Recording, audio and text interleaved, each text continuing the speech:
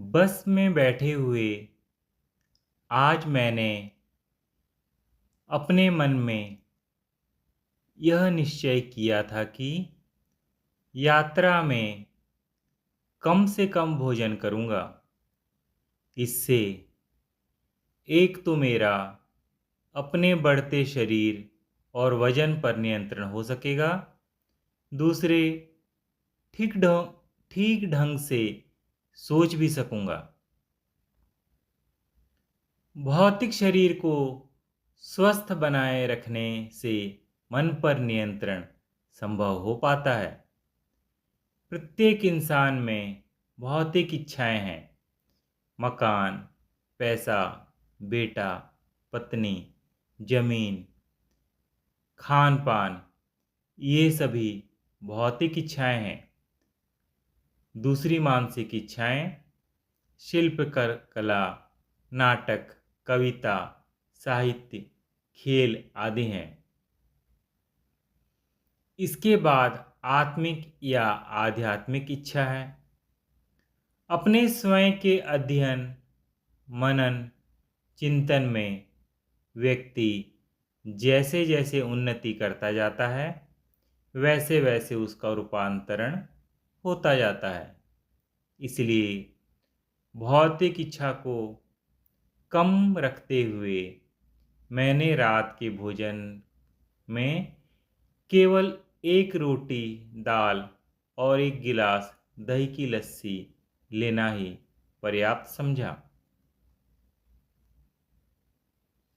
एक अन्य अनुभव का मैं यहाँ उल्लेख करना चाह रहा हूँ कि आज दिन में बस में चढ़ने उतरने वाली एक अन्य राह में दिखाई पड़ने वाली स्त्रियों के प्रति मेरा नितांत उपेक्षा भाव रहा। पहले स्त्रियों को देखने मात्र से ही मुझ में काम भावना का संचार हो जाता था। शायद इसका कारण मेरी वयस ही है कि मैं पर नारी लीलार गोसाई वर्जना की परवाह नहीं कर पाता। लेकिन आज जैसे मुझे दिव्य प्रेरणा से मिली कि मैं स्त्रियों में अनासक्त भाव रखूं, इसलिए दिन भर स्त्री पुरुष दोनों के प्रति मेरा निरपेक्ष भाव ही रहा। स्वयं में आया यह परिवर्तन मुझे सुखद लगा और मैंने सोचा कि यहीं यह गेरुए रंग का ही प्रभाव तो नहीं।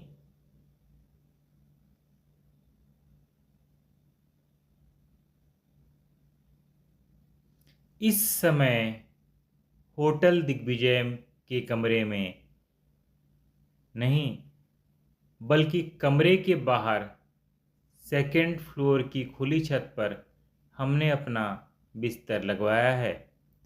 शीतल मदमस्त पवन बह रही है। ओढ़ी हुई चादर को बार बार पवन उघाड़ देती है। सब लोग अपने अपने कमरों में सोए हुए हैं, लेकिन मैं अपने बिस्तर पर बैठकर बहुत कम प्रकाश में डायरी लिख रहा हूँ।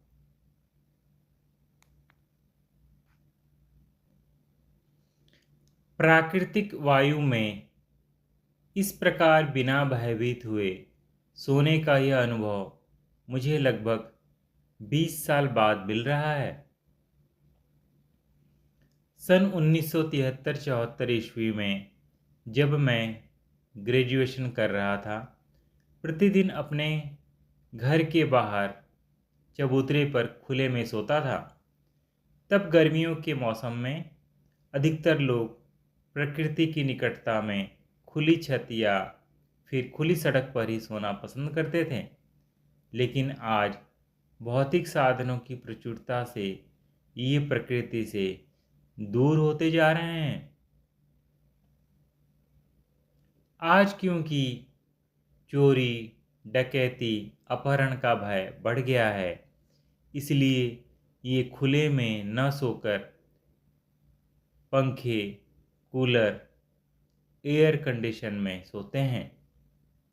भौतिक सुखों में ही हमारा सारा समय बीत रहा है। अनायास मुझे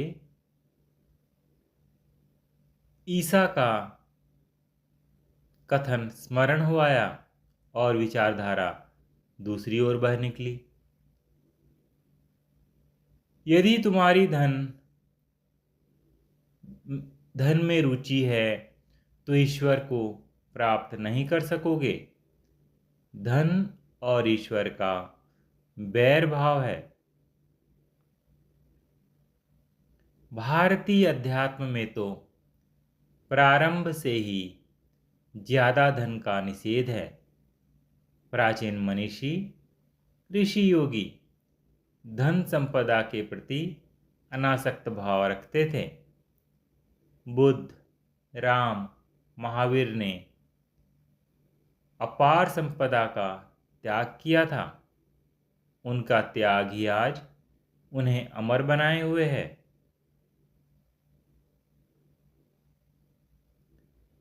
ऋषिकेश के एक होटल की छत पर लेटे हुए त्याग की महिमा का स्मरण करते हुए आज मुझे अपार हर्ष का अनुभव हो रहा है। साए साए बहती हवा मुझे उल्लसित कर रही है।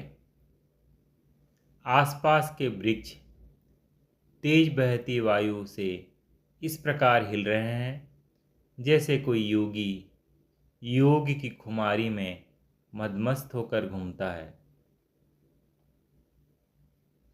वृक्षों के हिलने से पत्तों का शोर शाश्वत नाद की तरह कानों में गूंजने लगा है, जिससे मन आत्मा झंकृत हो उठी है।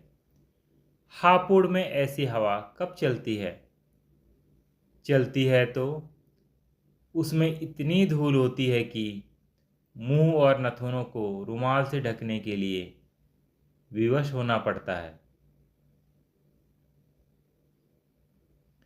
दूर कहीं कोई टेप रिकॉर्ड बजा रहा है। काहे पैसे पे इतना गुरूर करे है, यही पैसा तो अपनों से दूर करे है। गीत सुनते हुए मैं विभोर हो गया हूँ। आदि स्वर्गभूमि ऋषिकेश के एक होटल की छत पर लेटे हुए स्वर्गिक आनंद की से विचित्र अनुभूति से भरे हुए सुगंधित शीतल मस्त समीर के आगोश में मैं कब सो गया कुछ पता ही नहीं चला।